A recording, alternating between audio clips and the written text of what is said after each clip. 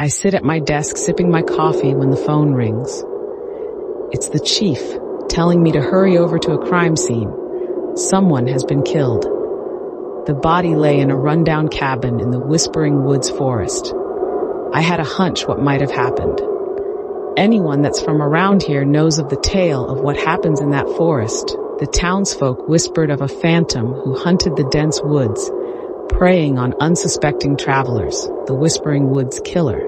The victims were always ordinary people, hikers, campers, lovers seeking solace in nature. Their bodies turned up in grotesque displays, the killer always leaving cryptic messages carved into their flesh. I grab my coat and hat and head to my cruiser. The cabin is a few miles away, but I know the way. I've been there before when I was a kid. It's a creepy place, full of dark secrets and torture. I wonder what horrors are waiting for me this time. I get to the forest entrance and find my way back to the forgotten cabin. I walk up the steps and see yellow tape around the entrance. I duck under it and go inside. The first thing I notice is the smell. It's a mix of blood, rot, and something of pure evil. I follow the trail of blood to the room where the body lies. It's a young woman, probably in her 20s. She's been mutilated beyond recognition. Her arms and legs cut off, her eyes gouged out, and her mouth sewn shut with coarse twine. The killer has left a message carved on her chest. Listen to the whisper of the woods. The hairs on my body stood up. I was trembling inside with fear. This is the work of the Wispering Woods Killer. The town whispers, but no one has ever seen the killer's face. They kill for fun, for sport, for some twisted reason only they will know. No one has ever been able to catch the demented soul. They hide in the dense woods, watching and waiting. Bodies turn up in gruesome displays every so often, like trophies for the killer. He enjoys their pain and leaves clues that only he understands. I had to put the evidence from this horrific murder together to find this monster. I went over all the cases we had over the years and studied all the messages that were left on the victims, all the locations the bodies have turned up at.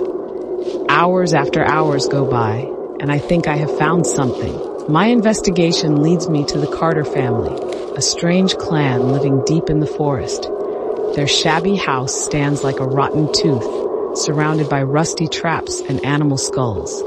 The Carters are known for their silence, their eyes empty of emotion. The locals say they make deals with the devil, trading their humanity for something far more evil. It wouldn't surprise me if this wretched family knew some details, or even worse, were responsible for the bodies turning up in this town. I get everything I need, flashlights, my gun, and hiking necessities, and take off. There must be answers for me there. I just have to watch my back, for the killer is out there, somewhere. And I know they will be watching me. It took me hours to find the Carter's house, but I did. Just as I go to knock on the door, I hear metal clanking from around back. It's the widow, Evelyn. I confront her in the moonlit clearing behind the cabin. The woman's eyes stare at me, black and empty. Staring back, my gun drawn, waiting for any sudden movements, I said, "My name's Sarah. I'm a detective, and I'm looking for the killer running throughout these woods. I need answers, and I need them now."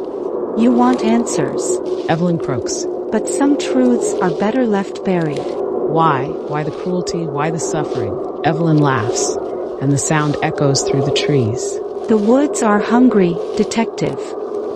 They want pain, fear, and sacrifice. My family has served as their tools, the channels for their endless appetite. It's just me now, and I intend to keep the woods alive. My gun shakes in my hand. You're crazy. No, I am their keeper. The Wispering Woods demand blood, and we give it to them. Evelyn, staring into my soul, begins to move closer to me. I begin hearing sounds all around me, as if the woods are truly whispering to me. You can join me, embrace the dark. Become one with the woods. My mind races. I think of the victims, their eyes wide with terror, their mouths sewn shut. I think of my own daughter waiting at home, innocent and safe. No, I choose justice. Just as I reply, Evelyn lunges, her fingers like claws. I fire, the gunshot breaking the night. The old woman falls, her blood staining the ground. The whispering stops, replaced by the wind's sad howl. As I stumble back to my car, I look at the cabin one last time. The Carter family's secrets are buried inside. They're packed with the ancient forest, their thirst for pain. In the hollows of the whispering woods, the dark stirs, waiting for its next follower to keep the whispers alive. But justice will win. I will make sure of it.